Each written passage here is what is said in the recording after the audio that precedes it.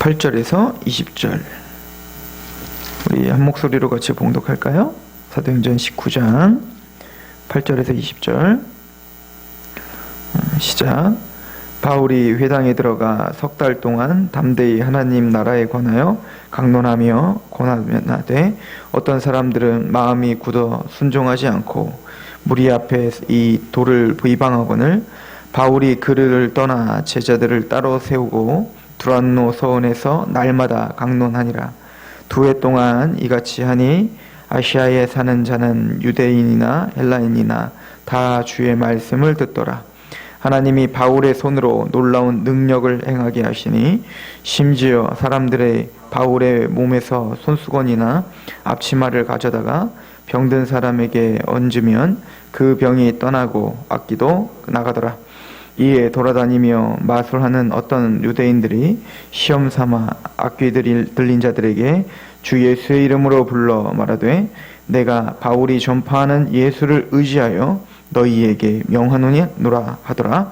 유대의 한 제사장 스게아와의 아들 7 아들도 이 일을 행하더니 악귀가 대답하여 이르되 내가 예수도 알고 바울도 알거니와 너는 누구냐 하며 악귀 들린 사람이 그들에게 뛰어올라 눌러 이기니 그들이 상하여 벗은 몸으로 그 집에서 도망하는지라. 에베소에 사는 유대인과 헬라인들이 다 이 일을 알고 두려워하며 주 예수의 이름을 높이고 믿은 사람들이 많이 와서 자복하여 행한 일을 알리며 또 마술을 행하던 많은 사람이 그 책을 모아 가지고 와서 모든 사람 앞에서 불사르니 그 책값을 계산한즉 은 5만이나 되더라. 이와 같이 주의 말씀이 힘이 있어 흥황하여 세력을 얻으니라. 아멘.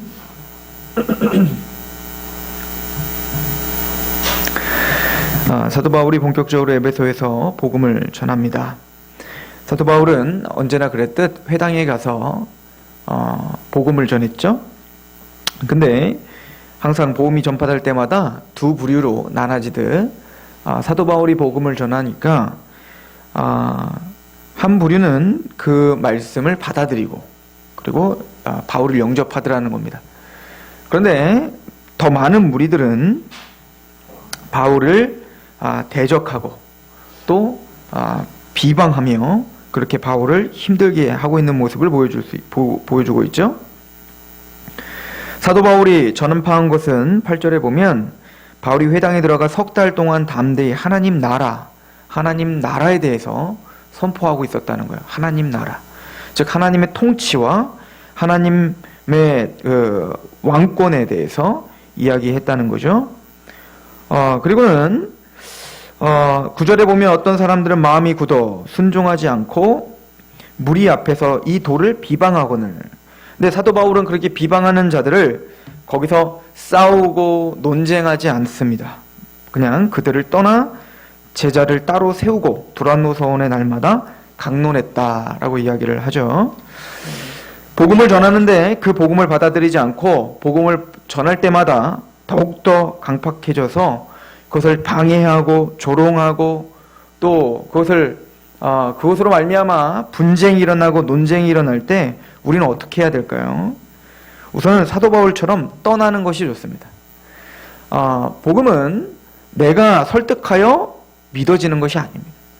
하나님의 은혜와 놀라운 능력이 있어야 되는 거죠. 사도 바울은 그래서 그 복음이란 하나님의 나라라고 하는 것을 인정하고 있었던 겁니다. 복음은 단순히 말의 어떤 설득으로 믿은 게 아니라 하나님의 나라에 임함이다라고 하는 걸 알고 있었던 거죠. 그 십자가와 부활을 전파할 때, 즉 사단의 세력, 이 세상 신이 믿지 아니하는 자들의 마음을 혼미케 하고 있잖아요.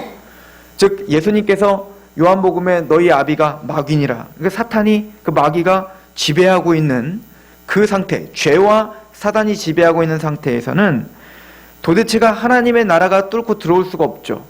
자, 그것은 인간의 힘으로 뚫을 수 없습니다. 오직 하나님의 능력과 그 복음의 은혜가 그 사단의 권세를 부셔버리고 마음에 들어와야 된다는 것입니다. 그런데 사도 바울은 복음을 비방하고 복음을 대적하는 자들에게 복음을 끝까지 거기서 싸우거나 논쟁하려 하지 않고 떠납니다. 예수님께서 마태복음 7장 6절에 이렇게 말씀을 하시는데요. 거룩한 것을 개에게 주지 말며 너희의 진주를 돼지 앞에 던지지 말라. 그들이 그것을 발로 밟고 돌이켜 너희를 찢어 상하게 할까 염려하라. 즉, 이 귀한 진주와 이런 귀한 보배와 같은 복음을 돼지와 또 개와 같은 그 금과 그 귀한 것들을 모르는 그 동물들은 그것들을 밟고 또 그 귀한 것을 준 그 사람을 상하게 하는 것처럼 하나님의 복음을 알지 못한 그렇게 이성 없는 짐승과 같은 그렇게 하나님의 말씀 앞에 서 있지 못한 겸손하지 못한 어린아이가 되지 못한 그들을 떠나라. 예수님께서 마태복음 10장에도 그렇죠. 너희를 영접하는 자는 나를 영접하는 것이고 너희를 영접지 않는 것은 나를 영접지 않는 것인데 만약에 그들에게 가서 축복을 하는데 그들이 그 복을 받아들이지 않는다면 그냥 나오라는 거예요. 먼지를 떨어버려라. 거기에서 나와라. 떠나라. 라고 하고 있습니다. 그리고는 사도 바울은 그런데 복음을 전했더니 그곳에 대부분의 사람들은 그 복음을 받아들이지 않았지만 하나님의 말씀을 마음이 부서져 간절한 마음으로 그 말씀을 받아들이는 자들이 있더라는 거예요. 우리가 사도행전 16장에 봐도 그 유대인 여인들이 있었는데 사도 바울이 빌립보에 가서 복음을 전했더니 루디아라고 하는 여인이 모든 사람들은 다 똑같이 들었는데도 불구하고 다 강팍하여 그것에 감격이 없었지만 루디아라고 하는 여인은 주께서 그 마음을 열어 바울의 말을 따르게 하신지라. 그러니까 마음이 열리는 사람이 있더라는 거죠. 복음을 듣고 거기에 감격하는 사람이 있더라는 겁니다. 그래서 사도 바울은 그들을 따로 세웁니다. 더 이상 이제 회당에 가지 않는 거예요. 3개월 동안 열심히 복음을 전했지만 그 가운데서 많은 사람들이 믿지 않았죠. 그러나 그 중에 믿는 사람들을 따로 세워서 두란노라고 하는 서원에 가는 겁니다. 그리고는 거기서 이제는 학교를 빌린 거예요. 그러니까 학교 같은 거를 빌려서 그곳에서 집중적으로 복음 앞에 감격한 자들을 이제는 뭐예요? 2년 동안 집중적으로 교육하고 또 훈련시키는 일을 사도 바울은 집중하게 되고 온 것입니다. 이 말을 지금 말하고 있죠. 자, 이것은 우리가 어떻게 이해를 할까요?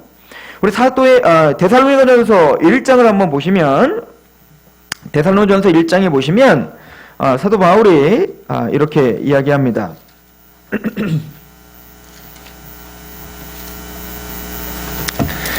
데살로니가전서 1장 4절부터 볼까요? 신약성경 330페이지 정도 있네요. 329페이지 4절부터 7절입니다. 하나님의 사랑하심을 받은 형제들아 너희를 택하심을 하노라. 이는 우리 복음이 너희에게 말로만 이른 것이 아니니라. 또한 능력과 성령과 큰 확신으로 된 것임이라. 우리가 너희 가운데서 너희를 위하여 어떤 사람이 된 것은 너희가 아는 바와 같으니라. 또 너희는 많은 환난 가운데에서 성령의 기쁨으로 말씀을 받아 우리와 주를 본받은 자가 되었으니 그러므로 너희가 마게도냐와 아가야에 있는 모든 믿는 자의 본이 되었느니라. 사도 바울은요, 복음을 전했더니 그 성도들이 5절에 보면 복음이 말로만 임하는 게 아니라 능력과 성령과 큰 확신, 즉 뭐죠? 그 말씀이 적용이 되고 믿어지고 그 간절한 마음으로 그 말씀을 따르는 자들이 생기더라는 겁니다. 게다가 단순히 복음이 말로만 임한 사람이 아닌 정말 성령님의 역사로 인쳐지고 거듭난 하나님의 백성들은 단순히 난 믿습니다로 끝나는 게 아니에요. 그 확신은 무엇으로 증명을 하냐면 우리 8절을 보시면 주의 말씀이 너희에게로부터 마게도냐와 아가야에게 들릴 뿐 아니라 하나님을 향한 너희의 믿음의 소문에 각처에 퍼졌으므로 우리는 아무 말도 할 것이 없다라고 이야기하죠. 우리 6절입니다. 같이 한번 읽어봅시다. 6절 시작. 또 너희는 많은 환난 가운데에서 성령의 기쁨으로 말씀으로 받아 우리와 주를 본받은 자가 되었다라고 하죠.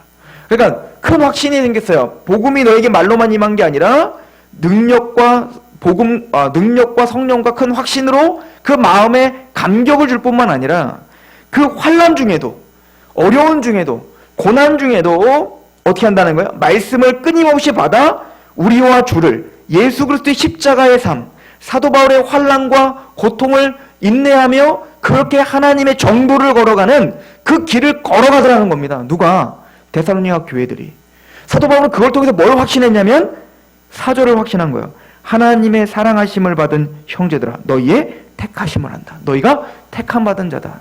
너희가 참다운 확신을 갖고 있구나. 참된 믿음을 갖고 있구나. 그리고 그 믿음, 참된 그 삶의 열매까지 드러나는 그 참된 믿음 있는 걸 보니 너희는 택하심을 받은 자다라고 하는 것이죠. 즉 사도 바울은 그 말씀을 받아 예수와 그 사도들을 추종하며 그의 삶 전체를 뒤바꾼 그 하나님의 백성들이 택하심 받은 자라는 것을 알게 된 거예요.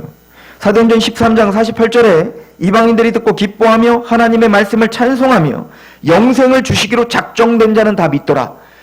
사도 바울은 두란노에서 복음을 전했을 때 그 복음이 말로만 임하는 게 아니라 거기에 능력과 성령과 큰 확신으로 말씀 앞에 갈급하며 끊임없이 환난 중에서도 그 고난과 환난 중에서도 말씀을 떠나지 않고 말씀을 끊임없이 받으며 그렇게 십자가의 길을 걷는 그 하나님의 백성들, 이 사람들이 택함 받은 자구나. 그리고 그 택함 받은 자를 택하여 그들을 집중적으로 교육하기 시작한, 이게 교회죠. 이게 에베소 교회가 된 것입니다.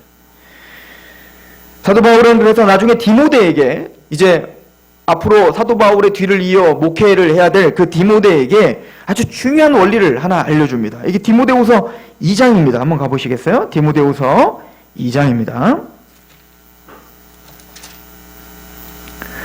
신약성의 344페이지에 있습니다. 디모데후서 2장 1절부터 제가 한번 읽어보겠습니다. 내 아들아, 그러므로 너는 그리스도 예수 안에 있는 은혜 가운데서 강하고 또 내가 많은 증인 앞에서 내게 들은 바를 충성된 사람에게 부탁하라. 그들이 또 다른 사람을 가르칠 수 있으리라. 그래서 디모데에게 뭐라고 이야기합니까? 너는 충성된 사람에게 부탁하라. 하나님의 말씀 앞에 감격하고 그 말씀을 따르는 자들이 있다는 거예요. 그들을 데려다가 그들을 교육하고 그들을 어떻게 하라는 거예요? 그 말씀을 끊임없이 부탁하라는 거예요. 그러면 사도 바울이 그렇게 택함 받은 자들을 그렇게 두란노 서원에서 2년 동안 열심히 가르치고 교육하면 그들이 또 다른 누구를? 충성된 자를 데려다가 또 가르칠 수 있는 자가 될 것이다. 이것이 바로 사도 바울의 원리였던 것입니다. 그래서 3절을 보시면 너는 그리스도 예수의 좋은 병사로 나와 함께 고난을 받으라. 병사로 복무하는 자는 자기 생활에 얽매이는 자가 하나도 없나니 이는 병사로 모집한 자를 기쁘게 하려 함이라. 경기하는 자가 법대로 경기하지 아니하면 승리자의 관을 얻지 못할 것이며 수고하는 농부가 곡식을 먼저 받는 것이 마땅하니라. 내가 말하는 것을 생각해보라. 주께서 범사에 내게 총명을 주시리라. 우리 8절 같이 한번 읽어봅니다. 8절 9절 시작. 내가 전한 복음대로 다윗의 씨로 죽은 자 가운데서 다시 살아나신 예수 그리스도를 기억하라. 복음으로 말미암아 내가 죄인과 같이 매이는 데까지 고난을 받았으나 하나님의 말씀은 매이지 아니하느니라. 디모데에게 무엇을 요구합니까? 말씀에 집중하라는 거죠. 너는 충성된 자를 선택하여 그들을 어떻게 하는 거예요? 그 말씀을 또 가르치고 부탁하라는 겁니다. 그리고 그들은 또 다른 자를 또 데려다가 또 그들을 가르치고 말씀을 부탁하고, 그 길은 고난의 길입니다. 그래서 사도 바울은 너는 좋은 병사로 나와 함께 그 길을 같이 걸어라 라고 이야기를 하고 있습니다. 그리고 8절에 내가 전한 복음대로 다윗의 씨로 죽은 자 가운데서 다시 살아나신 예수 그리스도를 기억하라는 거예요. 이것이 사도 바울이 아마 에베소 성도들을 두란노 서원에 모이게 하여서 끊임없이 가르쳐줬던 내용이었던 것 같습니다. 하나님의 말씀을 부탁하는 것입니다. 사도 바울이 그 에베소 교회에서 두란노 서원에서 어떤 말씀을 선포했는지는 사실은 사도행전 20장에 가면 나와요. 사도행전 20장에 나중에 고별 설교를 하게 됩니다. 그 장면에 보면 사도 바울이 얼마나 전심을 다해서 무엇을 가르치려고 했는지를, 그렇다면 오늘날 교회가 도대체 눈물로 겸손으로 무엇을 가르치며 무엇에 집중해야 되는지를 우리는 알 수가 있겠죠. 우리 사도행전 20장을 한번 가봅시다. 20장 17절입니다.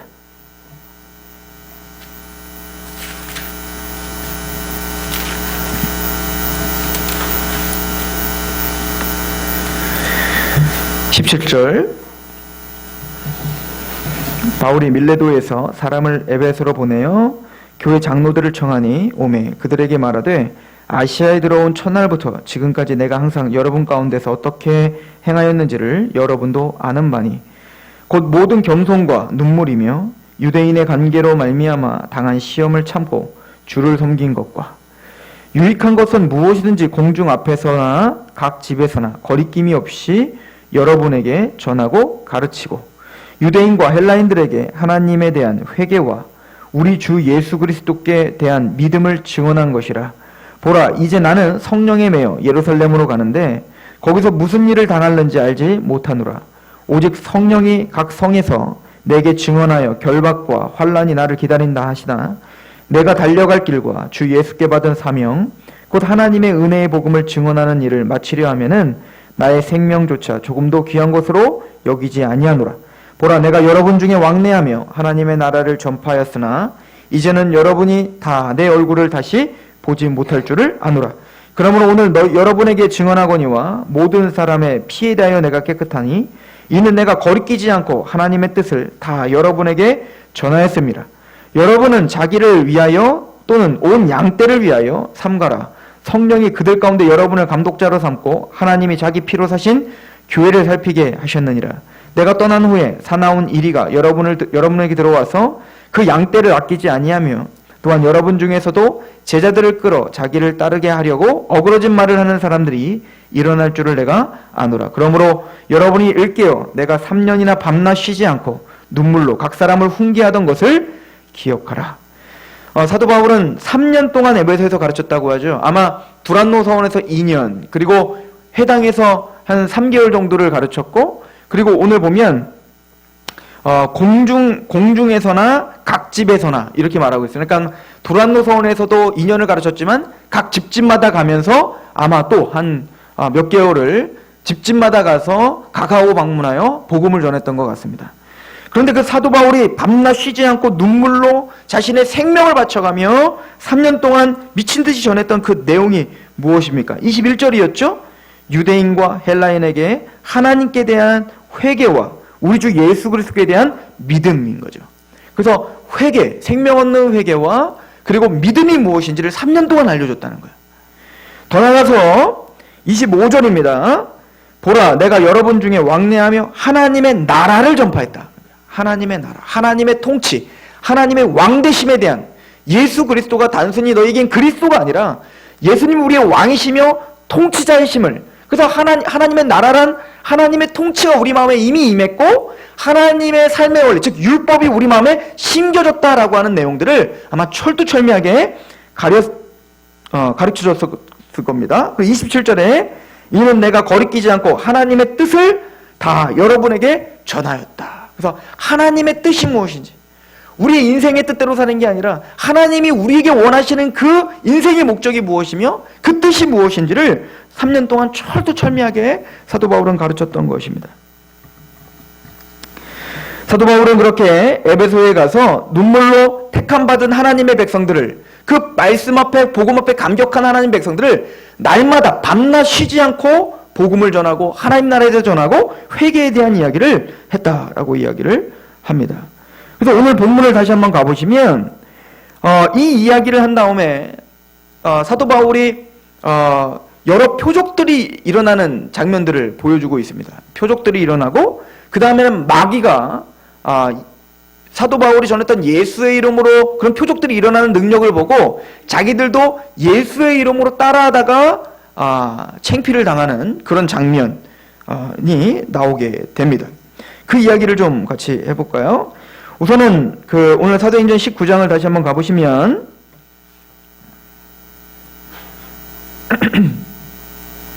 12절에 보니까 이렇게 말합니다. 11절부터 보면 19장 11절에 하나님이 바울의 손으로 놀라운 능력을 행하게 하시니 심지어 사람들이 바울의 몸에서 손수건이나 앞치마를 가져다가 병든 사람에게 얹으면 그 병이 떠나고 악기도 나가더라. 그래서 사도 바울의 능력이 어느 정도였냐면 그가 갖고 있었던 손수건이랄지 앞치마를 하여튼 그의 몸에 닿던 것을 만지기만 하면 병이 낫는 거예요.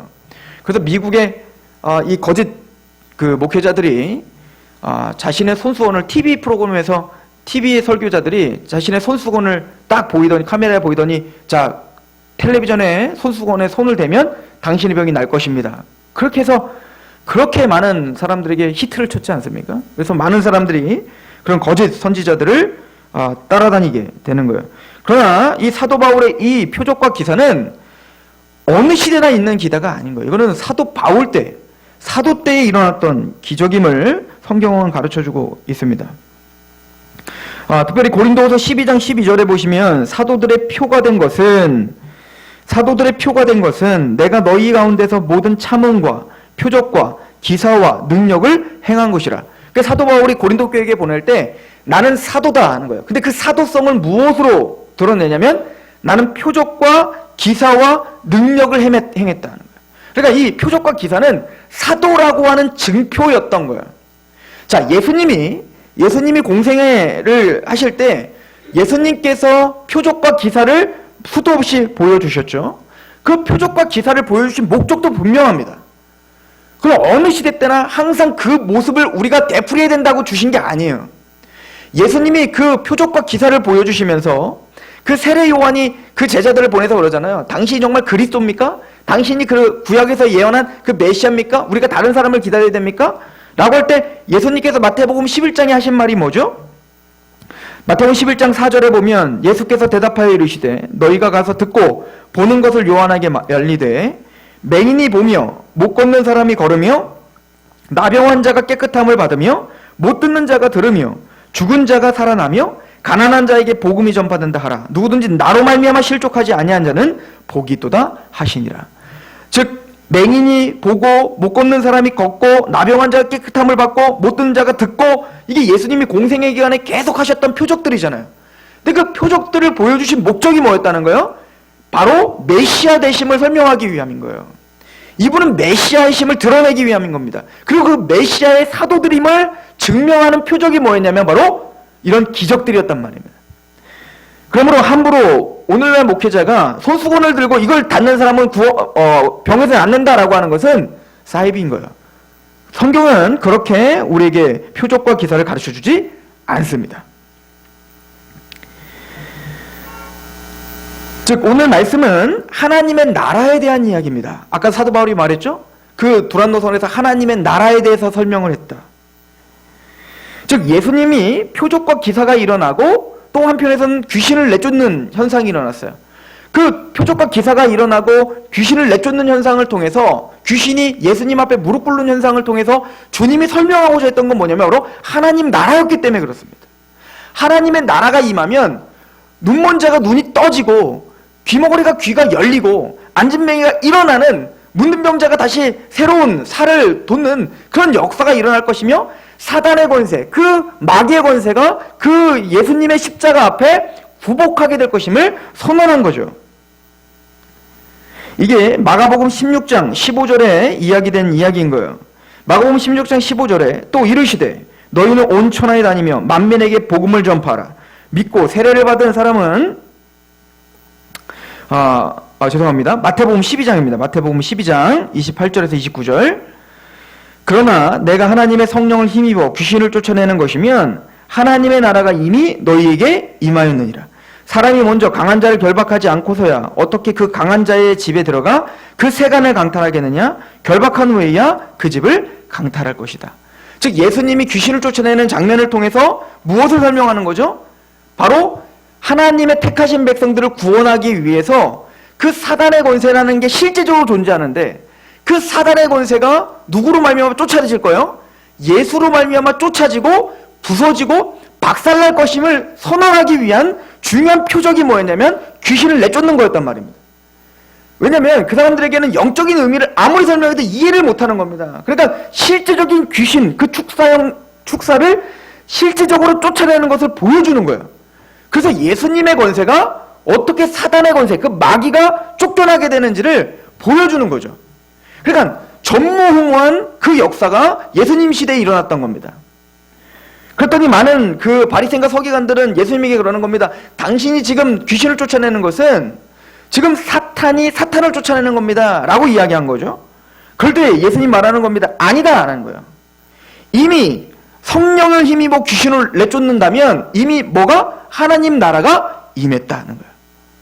그리고 이미 나는 성령으로 귀신을 내쫓고 있다. 그렇죠? 세례 요한에게 한 얘기와 마태복음 11장에 세례 요한에게 그 모든 표적들이 하나님 나라 임함, 그 메시아 다윗 왕이 임했음을 증명하고, 또 마태복음 12장 바로 이어서 귀신들이 내쫓아지는 장면을 통해서 하나님의 나라가 지금 이미 예수님을 통해서 어떻게 했다는 거예요? 임하고 지금 선포됐다라고 하는 것을 선언하고 있는 거예요. 그리고 사도들을 통해서 뭐 하는 겁니까? 이게 지금 예루살렘에서만 일어났잖아요. 지금 팔레스틴 땅에서만 일어났지만 이제 그 역사가 사도들을 통해 어디까지 이제 보여지게 될 것입니까? 사마리아와 땅끝까지 이르러, 이방인에까지 이르러 그 역사가 지금 일어나고 하나님의 나라가 확장되고 있음을, 사단의 권세는 이미 부서졌음을 설명하고 있는 거예요. 창세기 3장 15절에 여자의 후손이 뱀의 머리를 밟겠다 하신 말씀을 지금 표적과 귀신이 내쫓겨지는 것을 통해서 드러내고 있는 거란 말이죠. 그러므로 사도 바울이 나의 사도성이, 표적과 기사가 바로 사도성이 있다라고 한 것은 그 예수님의 하나님의 나라가 이미 임했음을 나를 통해서 또 너희에게 지금 증명하고 있다라는 것을 보여주고 있는 것입니다. 그러므로 오늘 이 표적과 기사와 귀신들이 내쫓겨지는 장면을 통해서 우리는 사도 바울을 사용하셔서 하나님의 나라가 얼마나 힘있게 지금 왕성하게 지금 임하고 있는지를 보여주고 있구나는 것을 보고 있는 거예요. 마찬가지로 그 사도 바울이 전했던 그 복음을 통해서 우리 안에 이 역사가 일어났다는 겁니다. 이미. 어떻게 해요? 못 보던 우리가 보게 됐다는 겁니다. 누구를? 예수 그리스도를. 하나님을. 복음이 안 들렸단 말입니다. 그 회당에 그 복음을 조롱하고 그 복음을 비방했던 그 많은 사람들처럼 우리도 그 복음이 안 들렸단 말이에요. 근데 그 복음이 들리고 이제 그 복음 앞에 순복하는 자가 됐어요. 왜요? 우리 안에 우리를 가로막고 있었던 그 사단의 권세가 그 복음 때문에 어떻게 부셔지고 깨어지고 밟아졌기 때문에 그렇다는 것입니다. 이게 하나님의 나라입니다. 즉 이미 복음이 우리 마음 가운데 인쳐졌다면 하나님의 나라가 이미 임했다는 거예요. 그 강력한 하나님의 역사가 우리 안에 정복했다. 이것을 사실은 이런 역사들을 통해서 우리에게 설명해주고 있는 것이죠.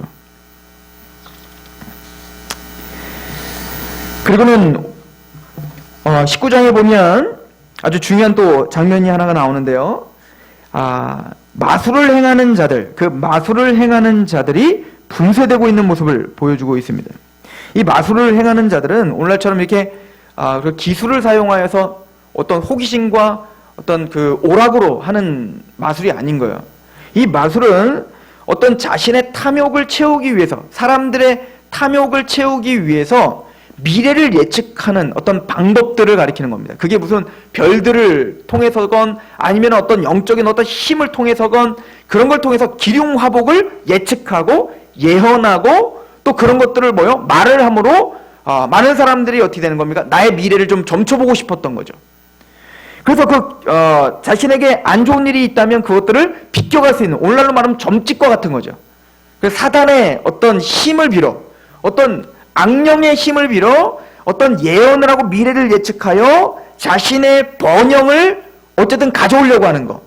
만약에 나쁜 일이 있다라고 하면 그 마술사는 뭔가 그것을 비껴갈 수 있는 방법들, 부적을 쓰든 아니면 천번제를 드리든 뭘 해서 그것을 비껴가게끔 하려고 하는 그런 것들이 바로 마술입니다. 사실은 하나님은 대단히 싫어하는 일 중에 바로 하나가 이거예요. 신명기 13장에는 하나님의 백성들에게 너희가 가나안 땅에 가면 그 가나안 민족들은 하나님을 믿지 않는 자들은 끊임없이 이 짓을 할 거라는 겁니다. 어떤 짓이요? 신명기 13장 1절입니다. 신명기 13장 1절.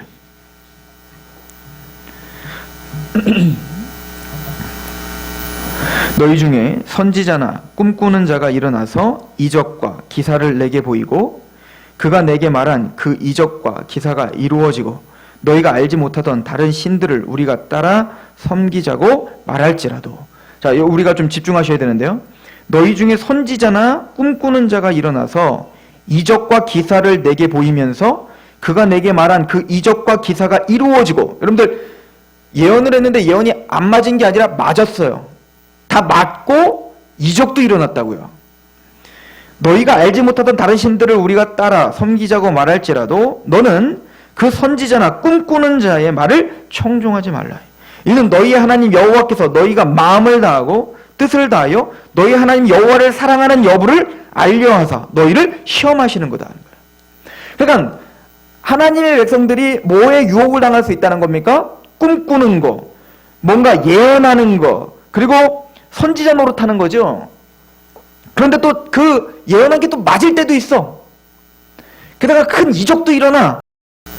그것은 다 너희가 진짜 진심으로 하나님을 사랑하는지 시험하고자 한다는 거예요. 그렇다면 그런 것들이 일어날 때 그 야훼 신앙과 그런 거짓된 바알 신앙의 가장 큰 차이는 뭘까요?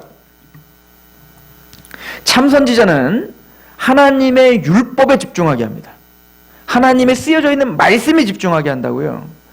그래서 거짓 선지자들은 그 예언하고 기사를 보이고 이적을 보여 점점 뭐에 멀어지게 하냐면 하나님의 말씀에서 멀어지게 하는 겁니다.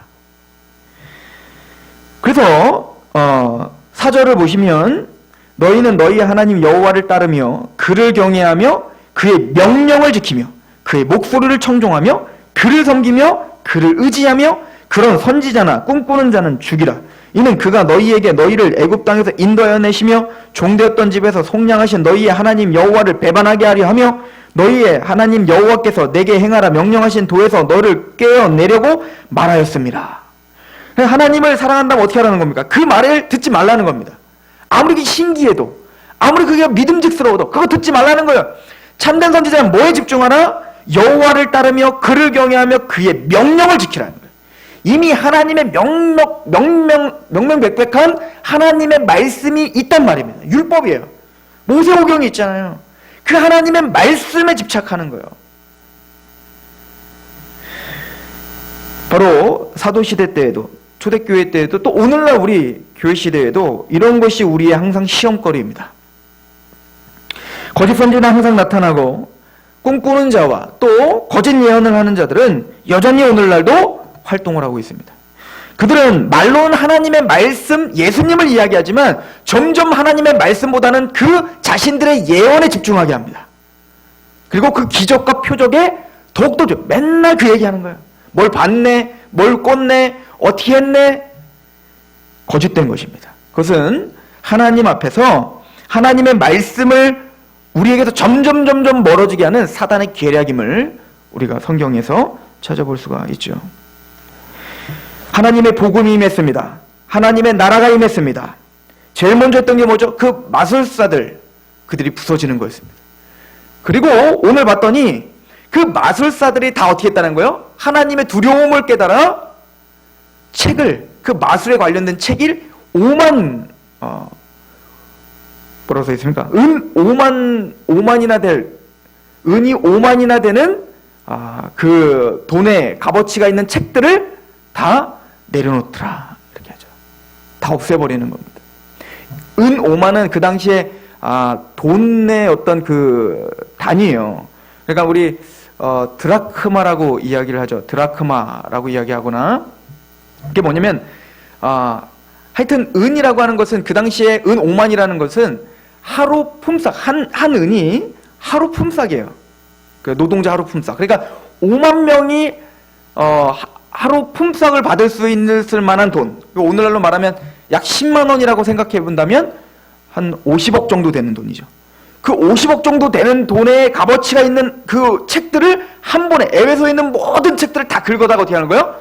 다 태워버리고 없애버리는 거예요. 대단한 개혁이죠. 그 책은 어떤 의미가 있죠? 나의 기륭화복을 어떻게 보면은 의지하고 신뢰했던 책들인 거예요.